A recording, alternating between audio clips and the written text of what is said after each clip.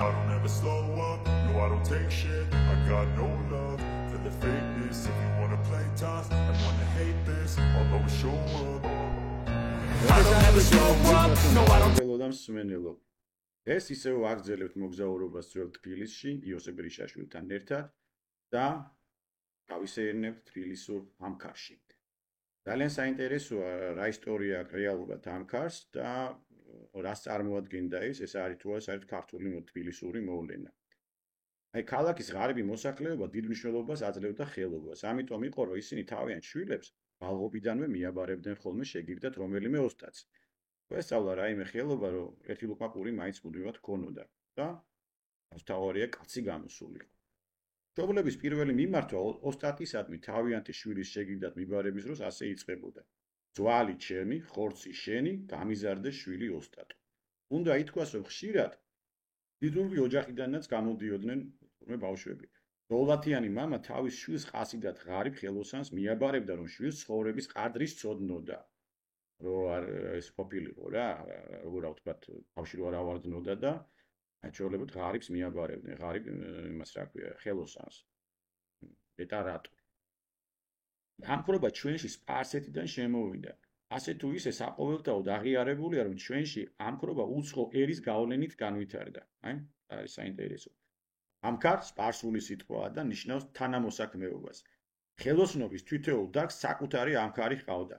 ამ ორგანიზაციაში შეეძლო შესვლა ყველა ადგილობრივ მცხოვრებ ხელოსანს, განურჩევლად წოდებისა და ეროვნებისა. ამქარს ჰყავდა თავისი გამგეობა, რომელსაც განაგებდა უსტაბაში, იგივე თავმჯდომარე.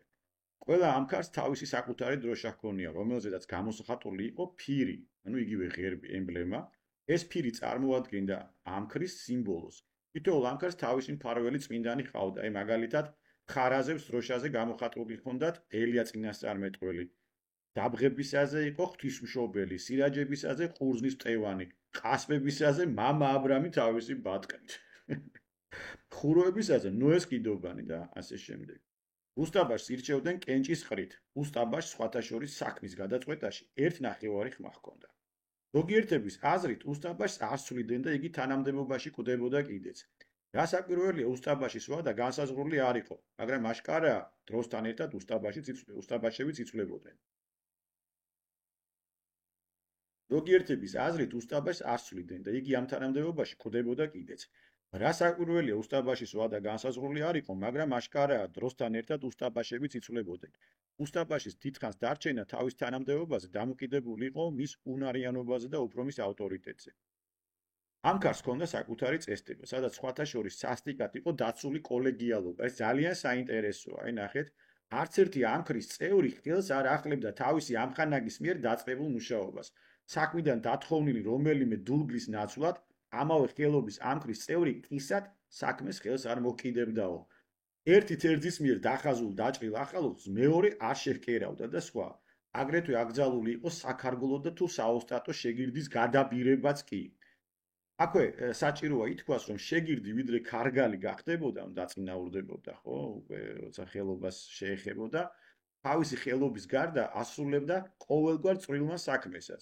უფრო ოსტატებს ხელზე ემსახურებოდა დუქანს გვიდა, სადილს სახლიდან დუქანში ეზიდებოდა და სხვა. შეგირდს ჯამაგირი არ ეძლეოდა, ოსტატის შეგირდს მხოლოდ პურს აჭმევდა და მის ჩაცმა დახურვაზე ზრუნავდა. როცა შეგირდი ხელობას შეისწავლიდა, წლიური ჯამაგირი ენიშნებოდა. ზოგის მამა კი პირიქით თვითონ იხდიდა ფულს, რომ მის შვილს ხელობა შეესწავლა. მოგვიანებით ესე ხუროებმა და ხარატებმა დურგლებმა მტრედი მიამატესო კიდე თავიანთ სიმბოლიკასო. ისტორია ასეთი ყოფილა, ნათლის ღების დღეს მტკვრის პატარა ტოჭი ჯვარს ჩაუშვებდნენ, წესი იყო ეგეთი. მერე იმართებოდა მტკვარში ცხენების ჯირითი. აღმდგარა ჯარი ხოლმე, გამოღმა ქალაქის მოსახლეობა, ისროდნენ თოფებს, უკრავდნენ ზურნას და ამასთანავე მტრედების გუნდსაც აუშვებდნენ ცაში თურმე. ერთხელ ასეთი აფრენის დროს ერთი მტრედი დურგლების დროშაზე ჩამომჯდარა. ხელოსნება ეს სასწაულად მიიღეს და მას შემდეგ უკვე მათ დროშებზეც გამოსახული არის მტრედი. ხელობის შესწავლის ყავლი განსაზღვრული არ იყო, მაგრამ ჩვეულებრივად შეგირდი თავის ხელობას 5-6 წლის განმავლობაში ამთავრებდა. ეს დამოკიდებული იყო შეგირდის ფხაზე და ხელობის სირთულეზე. ზოგიერთი ხელობის შესწავლა მეტ ვადას თხოვლობდა, ზოგი კი როგორც იული ცოტას. აი შეგირდების მიბარების ასაკს თქვიცეთ ესეთი განსაზღვრული ასაკი არ ქონია რა. გაბარება, შეგირდის გაბარება რა, კაი სიტყვა ეს წერა, იწყებოდა 8-დან 10 წლამდე. თითქმის 40 დღის განმავლობაში აღდგომის ორშაბათიდან ამაღლებამდე ორთაჭალა და ქალაქის სხვა განაპირა მიდამოები ახმაურებული იყო ამ ქართა დღესასწაულებით. მიდიოდნენ ქალაქის ბაღებში, ამზადებდნენ შილაფლავს. ეს შილაფლავი რიგდებოდა ღარიბ ღატაკთა შორის და ერთ კარგ მოზრდილ ქვაბს თავის ჯვარის მამის ლავაშებით ციხეშიაც უგზავნიდნენ პატიმრებს. ამავე დღეს ხდებოდა ახალგაზრდა ხელოსნების დალოცვაც. ვიდრე ამ დღესასწაულის ცერემონიალს აღწერდეთ, უნდა ითქვას, რომ ხელოსნის ხარისხის მიღწევისათვის საჭირო იყო ორი წინასწარი საფეხურის გავლა: შეგირდობისა და ქარგლობისა. ქარგლის სახელწოდების მიღება თითქმის ოფიციალურად ხდებოდა. ხელოსანი ექსპერტებად მოიწვევდა უსტაბაშს, ახსაკალს, იგითბაშს და ამქრის რამდენიმე საპატიო წევრს. ანუ ეს ექსპერტები ვინც არიან? ახსაკალ თვორსდები ნიშნავს ასე სპარსული სიტყვაა თვორსდები და ნიშნავს ასაკოვანს. ასაკ, აი მაგიდანაც ასაკოვანი. შეგირდის ნახელავს შეამოწმებდნენ და შესაფერ დასკვნას გამოიტანდნენ. თუ ნახელავი დამაკმაყოფილებელი იქნებოდა, ქარგლობის ხარისხი ეძლეოდა. თუ არა, მაშინ კვლავ შეგირდად რჩებოდა. იმ დრომდე, ვიდრე თავის ინდივიდუალურ ხატულ ნიშს არ ჩაახსოვდა ნამუშევარში. აი ეს არის საინტერესო, კალკას კი არ აკეთებდნენ, ანუ უნდა დაენახათ მისი ინდივიდუალური ხატული შემოქმედებითი ნიჭი, რომ რაღაცნაირად განსხვავებული უნდა ყოფილიყო, ხო? ანუ თვითონ ქონდა თუ არა ეს უნარი შემოქმედების. ეს არის ძალიან მნიშვნელოვანი. ოსტატის შეგირდის ავკარგიანობაში პირადად პასუხისმგებელიც იყო, ვინაიდან ხელობის შესწავლა გამოცდილების გადაცემით და მიბაძვით ხდებოდა. ახალგაზრდა ქარგალი იმით განირჩეოდა შეგირდისაგან, რომ ქარგალს უფლება ჰქონდა რომელ ხელოსთანთანაც მოისურვებდა, იმასთან ემუშავა. შეგირდი კი იმ ხელოსანთან უნდა დარჩენილიყო, ვისთანაც მშობლები მიაბარებდნენ. ქარგალი შეზღუდული იყო ერთ რამეში, მას არ შეეძლო ხელოსნის დუქნის გარეშე დამოუკიდებლად ემუშავა. ან ხელოსნის დაუკითხავად შეკვეთები მიეღო. აი როგორ ხდებოდა ხელოსნის დალოცვა, ანუ ასე ვთქვათ, ხარისხის მინიჭება. ერთი დარგის ხელოსნის წარმომადგენლები შეიკრიბებოდნენ სახელოსნოსთან, აიღებდნენ დროშას და ზურნის დაკვით გაემგზავრებოდნენ წინასწარ დანიშნულ რომელიმე ბაღში. ეს ბაღების კულტურა ძალიან გავრცელებული იყო, ხო, ეს ორთაჭალის ბაღი, ხო, სად იყო, იცით ეს ორთაჭალის ბაღის, სადაც ის არის, ტყვარხესი, სადაც არის, აი იმის ქვევით. და ერთი დარგის ხელოსნის წარმომადგენლები შეიკრიბებოდნენ სახელოსნოსთან. აიღებდნენ დროშას და ზურნის დაკვით გაემგზავრებოდნენ წინასწარ დანიშნულ რომელიმე ბაღში. დასალოცად გამზადებულნი იმით განირჩეოდნენ სხვა ამქრის წევრებისაგან, რომ ამ სადღესასწაულო კრებულს წინ მიუძღოდნენ ალმადარის გასწვრივ წელზე აბრეშუმის სარტყელს შემოკრულნი.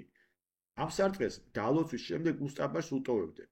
სარტყელში გამაგრებული ჰქონდათ თავიანთი ხელსაწყო იარაღი.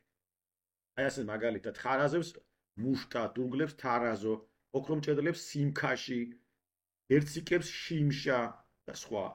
მოდღესასწაულენი და მედღეობენი მივიდოდნენ ბაღში. იქ დაუხვდებოდათ თადარიგს და სარისტის მისაცემად ადრევე წასულ ამქრის რომელიმე გამოცდილი და სანდო წევრი, ხო ეს სარისტი უკვე აი ესეოს უცხო სიტყვები რა, რომლებიც სხვათა შორის მე შეკვირდით რომ ნახავდი სულხან საბასთან, მაგრამ არ არის, აი სხვათა შორის ისეთი სიტყვა კრივიც კი ვერცად ვერ ვნახე, ვერც სულხან საბასთან, ვერც აი აქ მიდევს ხო ისეთი ცნობილი ქართული ლექსიკონი ნიკო ჩუბინიშვილთან, ბევრი სიტყვა არ არის მოკლედ რა. ფაქტობრივად ვერც ერთი ვერ ვნახე რა. და არ ვიცი, ხა მაგიტომაც მიჭირს, აი სარისტის მისაცემად ადრევე წასული ამქრის რომელიმე გამოცდილი და სანდო წევრი, ხო, რომელიც იქ დახვდებოდა. ერთხარეს იდგა ვეებერთელა ქვაბი, რომელშიც შილაფლავი მზადდებოდა. ნუ მოკლედ ეს შილაფლავი ძალიან პოპულარული კერძი ყოფილა. მეორე მხარეს ლურჯის სუფრა იყო გაშლი, რომელზედაც თეფშების ნაცვლად ვაზის, ლეღვის ან კომბოსტოს ფოთლები ელაგა. ხოლო ჭიქების ნაცვლად კი თიხის ფიალები იყო ჩამწკრივებული. სუფრის გარშემო ლაპლაპებდნენ წმინდა სანთლები, რომლებიც უეჭველად ძირამდე უნდა ჩამწვარიყო. აი ამ დროს მთელი ამქრის თანდასწრებით ხდებოდა ახალგაზრდა ქარგლის ხელოსნად დალოცვა, რომელიც მანამდე ნამდვილ ოსტატად და ამქრის სრულუფლებიან წევრად არ ითვლებოდა. ამ დალოცვაზე მოწვეული ჰყავდათ მღვდელიც, რომელიც დალოცვის წინ ხელოსანს ზნეობრივ დარიგებას აძლევდა, ხოლო უსტაბაში კი სამჯერ შემოჰკრავდა სილას და ეს იყო ატესტატის მიცემა ხელოსნისათვის. სილა. ცილის შემორტყმასაც თავისი წესები ჰქონდა. ეს სილა, რომელიც უსტაბაშსა და ქარგალს შორის უმცროს უფროსობის უკანასკნელ მიჯნას აღნიშნავდა, ასე უნდა გაერთხათ. უსტაბაში დასალოცად გამზადებულ ხელოსანს ერთის ხელით დაუჭერდა ორივე ხელის ცერს და მერე შემოჰკრავდა სილას. სილას სამჯერ არტყამდნენ, ჯერ მარჯვენა ლოყაზე, მერე მარცხენაზე და მესამედ ისევ მარჯვენა ლოყაზე. უკანასკნელი სილა, როგორც ამბობენ, ყველაზე მწვავე და მაგარი უნდა ყოფილიყო. აი ხა რა არის საინტერესო, ესე იგი მარტო სილა არ არის აქ თავარი, ხო? აი სილას, რომელიც ჩვენს გონებაში იწვევსო წარმოდგენას რაღაც უხეში ფიზიკური აქტისასო, წინ უძღოდა დალოცვა, რომელიც თავის სიღრმით აი სარწყუნოებრივი ექსტაზის სიმაღლემდე მიდისო, აი ესე წერს იოსებ გრიშაშვილი. აი ეს დალოცვის ფრაგმენტებსაც აი შემოგთავაზებთ, აი როგორ ხდებოდა ეს დალოცვა. ოფლითა შენითა მოიპოვე პური შენი, ღმერთმა როცა ყველა სულგუნული გააჩინა ბრძანა შრომითა და რუდუნებით ისაზრდოვეთო. თვით შიშველი მიწად შრომით შეიმოსა, გაშენდა და განაყოფიერდა. ღმერთმა გაშოროთ შური და სიბოროტე თქვენი ხელქვეითებისადმი. ჩვენ ყველანი მომაკვდავნი ვართ. ერთი მიდის, მეორე მოდის. რას ემგვანებოდა წუთის სოფელი, რომ ყველა კარხელოსანს სიკვდილთან ერთად თავის ცოდნად წანწაეღო? ჩვენ სხვა არაფერი დაგვრჩებოდა იმის მეტი, რომ დამждარიყავით და ღაწვები გვეხოკა. მაგრამ ღვთის შევწეობით ჩვენ შევიძინეთ ის ცოდნა, რაც ჩვენ წინაპრებს ჰქონდათ. ყოველი ჩვენთაგანი ვალდებულია სხვას გადასცეს ის, რაც თვითონ იცის. შეგირდი მორჩილი და გამგონე უნდა იყოს თავისის უფროსისა. სწავლა და დარიგება მხოლოდ მორჩილებით შეიძინება. დალოცვას ხედავთ, როგორი დონის დალოცვა არის. ეს ფიცია ფაქტიურად, ხო? პროფესორეთ დალოცვა არის, ხო, პრინციპში ფიც ალბათ გადაუხვიე ხარ. დალოცვის უკანასკნელი სიტყვები ასეთი იყო: და შენ მორჩილო და ნამუსიანო შეგირდო. დღის შემდეგ ატარებ ხელოსნის სახელს და გეძლევა უფლება შენის ხელობით იარსებო. ვით სოლომონ ბრძენი წინასწარმეტყველები, მოციქულები და ყველა წმინდანები ქადაგებდნენ, რომ ადამიანმა მხოლოდ პატიოსანი შრომით უნდა იცხოვროსო და შენს შეგირდო. ჩვენი ხელობისა, ეხლა როცა გაგვიხდი ამხანაგად, ნუ დაზოგავ შენს ჯანსა და ღომნეს, რომ ნამუსიანი შრომით თავი ირჩინო. ო არამც და არამც არია რომ რუდე გზით, იყავ გულმართალი და პატიოსანი, ეცადე შენი შვილებიც ამ გზით წარმართო, პატიოსანი შრომა შეასწავლე შენს შეგირდებსას და ისე მოიქეცი, როგორც ჩვენ გექცეოდით. რათა საიქიოს იესო ქრისტეს წინაშე პირნათლად წარსდგე და განკითხვის დღეს თავისუფლად აღიარო. მერთო, აი მოვედით ჩვენი შეგირდებით, რომლებმაც ნამუსიანად გავატარეთ ჩვენი ცხოვრების დღენი. ღმერთო, გაგვიღე სამოთხის კარი და დაგვამკვიდრე სასუფეველოცა შინა. ამინ. აი ესე მთავრდებოდა დალოცვა. ამის შემდეგ სუფრა შემოუხდებოდა და იმართებოდა ლხინი და სადილი. ეს ზეიმი გრძელდებოდა 2-3 დღეს. დაენაღლებოდათ რა. პირველი დღის ქეიფი განსაკუთრებით დალოცვის დღე თითულებოდა. მეორე დღეს მარტო უფროსები ქეიფობდნენ, ნაბახუსევზე ალბათ. მესამე დღეს ნამცეცობა ერქვა. ფაქტიურად ეს ტრადიცია მეტნაკლებად შემორჩა. ჩემს გარშემო ნამდვილად. ამ დღესასწაულის დასასრული ასეთი იყო: საღამოს პირზეთ ყველანი ერთად თაიგულებით, ანთებული სანთლებით, ჭირაღნებით და ზურნებით ბაღიდან ბრუნდებოდნენ და ისევ იმ სახელოსნოსთან მივიდოდნენ, სადაც პირველად დაიძრა პროცესია. ეხლა დუქნის წინ გაიმართებოდა ქეიფი. იყო სიმღერა ცეკვა ყიჟინა, თუ ბაღში გამართულ ხინზე პირველი სადეგრძელოთი გარდაცვლილი ოსტატების იგონიებდნენ და ფიალას პულზე თავს წაუქცევდნენ, აქ ამ ახალ სუფრაზე ეს ნაბახუსევი ხალხი პირველი სუფრის ცილაზათეს ვეღარ იცავდა და ქეიფი უთაობოლო ღრიანწელით თავდებოდა. აი დღეს ამით დავასრულოთ. მეტროს აღარ წაგართმევთ. და უკვე შემდეგ ფილმში უკვე გავაგზავნებთ უკვე ძალიან საინტერესო თემას, უკვე ამქრის აჯანყება, როდესაც აი ესე რესტორად მოექცა უკვე ქალაქის თავი და რაღაც გაურკვეველი წესები დაუწესეს. ძალიან საინტერესო რამ გველოდება. დიდი მადლობა რომ მისმენთ და მიყურებთ. აი სათხოვარი მექნება ისე ვთხოვთ დაალაიქოთ და გამოიწეროთ. ხო, მინდა აღვნიშნო ძალიან ბევრი მეუბნება რომ ვერ ვიწერთ და Google-ის აკაუნტში გვიშვებს. იცით რა არის? ყველა ვარიანტში მოგთხოვთ Google-ის აკაუნტით შესვლას, რომ იყოთ უნდა ისა რა ქვია, შესული ანუ აკაუნტით YouTube-ში.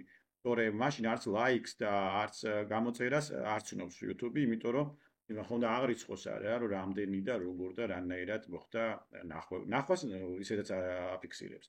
თუ გამოწერა გინდათ, უნდა აუცილებლად შეხვიდეთ Google-ის აკაუნტით.